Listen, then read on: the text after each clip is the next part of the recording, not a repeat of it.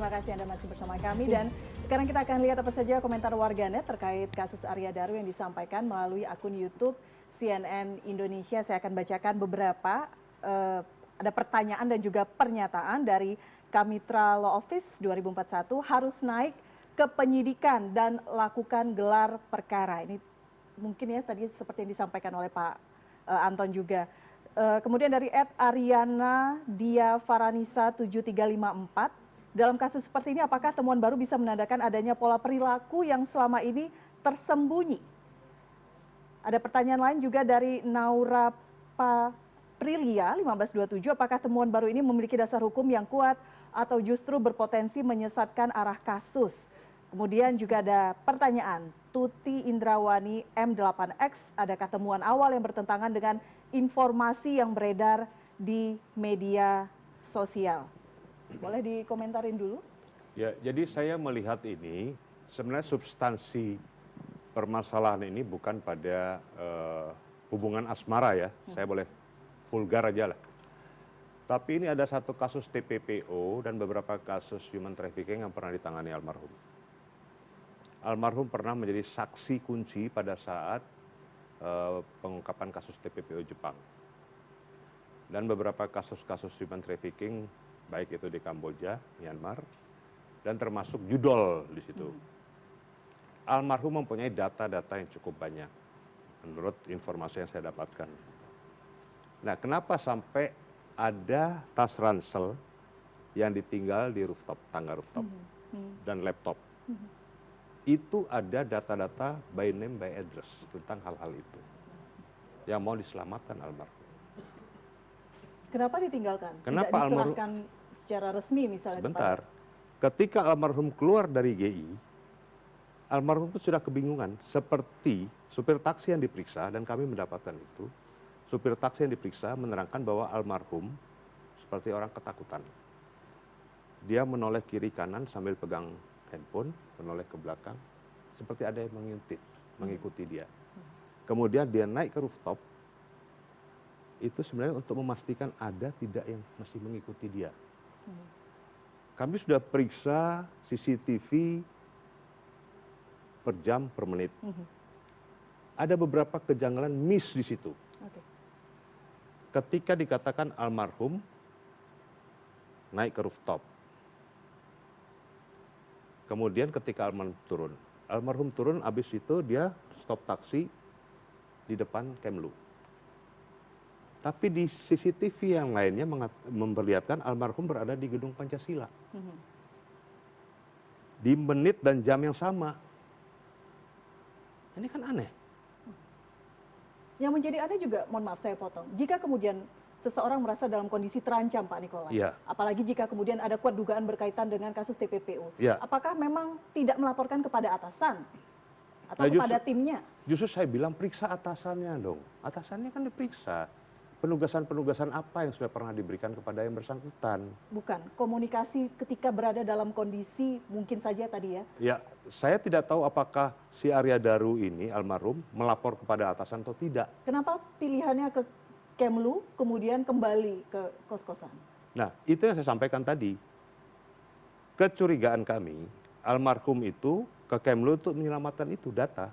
Saya justru jadi bertanya begini. Kalau misalnya kita bangun spekulasi bahwa kematian almarhum ini berkaitan dengan kejahatan terorganisasi yang mungkin lintas negara, lantas sekian segmen kita berbicara tentang check-in puluhan kali itu bagaimana tadi temalingnya? Lah ini kan gini, pertama kali yang memunculkan masalah privasi ini kan polisi. Ini kan framing pertamanya. Seolah-olah privasi itu ada sesuatu.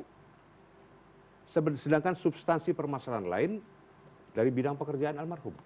Kita tidak bisa menafikan hubungan pekerjaan almarhum juga dengan peristiwa. Ya, kenapa di framing dengan privasi? Baru sekarang terakhir baru privasinya dibuka, adanya check-in. Kenapa tidak dari awal dibuka? Sedangkan kasus kematian yang kemarin Basuki yang selingkuhannya dibunuh di Semarang, itu langsung dibuka. Mana yang harus diprioritaskan? Pendalaman terhadap check-in puluhan kalinya atau pendalaman terhadap kemungkinan kejahatan terorganisasinya? Simultan. Harus simultan. Dua-dua harus? simultan Oke, berjalan. oke. Ini harus simultan.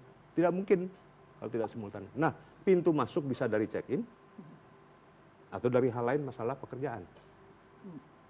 Nah, sekarang yang terjadi, yang sudah terbongkar masalah check-in duluan kan. Masalah privasi itu. Pakailah pintu masuk itu. Oke, Pak Anton ada komentar Pak? Harus simultan dilakukan? Ya, saya setuju dengan Bang Niko. Memang sekecil apapun juga itu alat bukti atau keterangan, petunjuk itu harus kita dalami. Karena kadang-kadang kita tidak bisa menentukan, saya sebagai penyidik, apakah alat bukti ini sangat penting atau tidak. Nah, nanti berujungnya itu ketika pasal-pasal itu sendiri saling bersambungan, baru di sana akan ketahuan. Nah, justru seperti tadi masalah check-in 24 kali. Ini 24 kali loh, bukan satu kali. Dan kita dari historis pengalaman tentang pembunuhan juga banyak yang berlatar belakang asmara. Dan di Indonesia pun juga bahkan ada yang namanya budaya siri. Di mana jangankan check-in, saya waktu di Sulsel itu hanya gara-gara istrinya dibonceng orang lain, ini belum check-in, itu sampai terjadi pembunuhan. Nah, jadi masalah-masalah ini bisa saja menjadikan satu. Pak Anton? Ya, mohon maaf. Ini Silahkan. ini kita harus dalami. Termasuk juga tadi masalah TPPO, tindak pidana perdagangan orang itu pun juga ya memang itu adalah sebuah sindikat besar. Sindikatnya bahkan ya terbesar mungkin kedua di dunia setelah narkotik itu perdagangan orang, dan keuntungannya juga sangat luar biasa. Namun di dalam hal ini sebetulnya ini bisa terbongkar dari apa? Dari jejak digital, dan untuk mencari jejak digital saat ini tidak terlalu sulit. Itu kenapa jejak digital ini tidak dibongkar secara transparan.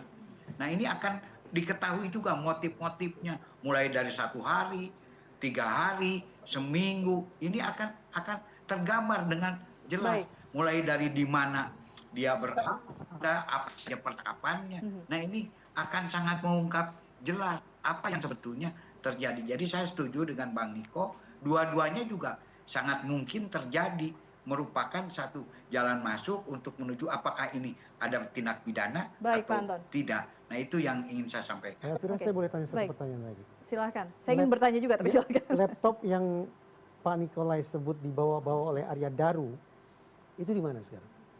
Di pihak kepolisian. Di pihak kepolisian. Ya. Bapak tahu dari mana bahwa di laptop itu ada data by name, by address Karena tentang TPPO dan judul? laptop itu sering dipakai untuk almarhum bekerja waktu di luar negeri.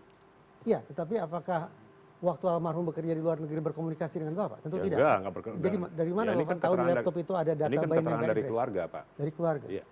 Oke, baik. Karena berbicara mengenai keterangan keluarga, tadi ada pertanyaan dari Pak Anton. Iya. Mengapa kemudian istri pada saat malam itu kemudian sangat mencari tahu begitu ya, ada Bisa. kegelisahan di sana. Ya, gitu. ya, karena istri Apakah memang ada curhat juga almarhum tentang TPPO atau seperti apa? bukan gini loh, istri itu 5 kali menghubungi si Siswanto penjaga kos, tidak diangkat. 7 kali menghubungi Polsek Menteng, tidak diangkat. Di situ istri menjadi kelabakan. Ada apa dengan suaminya? Karena suaminya punya satu penyakit mah. Oke. Kenapa Siapa? inisiatifnya kemudian langsung ke Polsek Menteng? Minta tolong supaya Polsek Menteng datang ke lokasi mencek kenapa suaminya itu tidak buka pintu atau tidak ada komunikasi. Tidak berusaha untuk menghubungi misalnya teman-teman atau pihak-pihak yang lain yang dekat? Begitu? Saya kurang tahu ya, itu istrinya sendiri sampaikan ke kami bahwa dia 5 kali telepon Siswanto, si penjaga kos. Karena yang mengetahui tentang suaminya itu ada di kos kan Siswanto, bukan teman-temannya. Itu. Sedangkan si istri juga karena Siswanto tidak mengangkat telepon sebanyak 5 kali, dia telepon ke Polsek, minta untuk Polsek turun. Tapi ternyata tidak diangkat juga. Oke, di luar ada fakta check-in dan lain-lain. Tapi apakah dari pihak keluarga, dari istri, mendapatkan informasi, mengetahui ada sosok orang lain yang dekat dengan almarhum? Istri tahu, setahun terakhir ini istri tahu bahwa almarhum punya rekan dan pernah sering dikomunikasikan almarhum dan istrinya juga wanita berinisial V ini disampaikan juga ke istrinya. Oke, ada upaya untuk menghubungi pada saat itu? Saya kurang tahu apa istri menghubungi atau tidak terhadap si wanita V ini, saya kurang tahu karena itu tidak pernah disampaikan ke saya. Gitu. Yang jelas di dalam chatting suaminya kepada istrinya tanggal 7 sejak pagi sampai malam itu selalu menyebut nama V. Ketika jam 12 siang suaminya mau makan mie ayam di pos blok, sebut bahwa itu bersama V dan D. Kemudian di GI juga bersama V dan D. Suaminya sampaikan ke istri. Oke. Ada yang ingin komentar, Bu Hanifah? Saya mau mengomentari terkait dengan orang-orang yang di sekitar. Tadi sudah Pak Niko sudah disampaikan kenapa pihak dari kantornya tidak bersuara. Padahal itu adalah yang paling jelas gitu ya. Karena bagaimanapun juga ini terkait dengan pekerjaan. Kalau memang pekerjaan.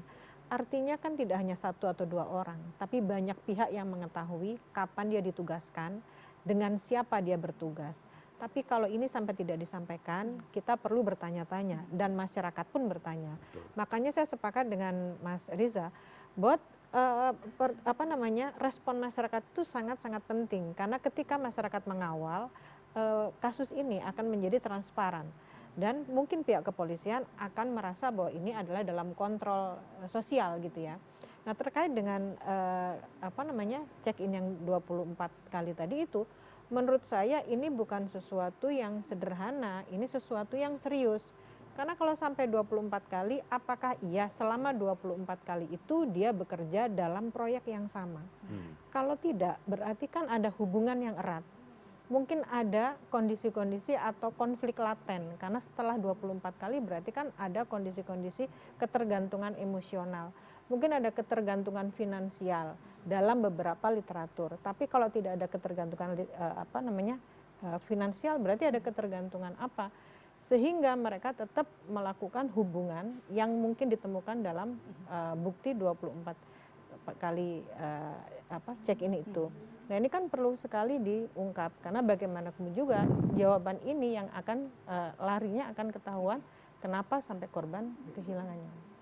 Dan itu terakhir 27 Juni 2025 check-innya berdasarkan data yang kami dapatkan dari pihak kepolisian. Itu 24 kali itu Pak Niko itu dalam berapa lama? Setahun. Oh dalam 1 tahun.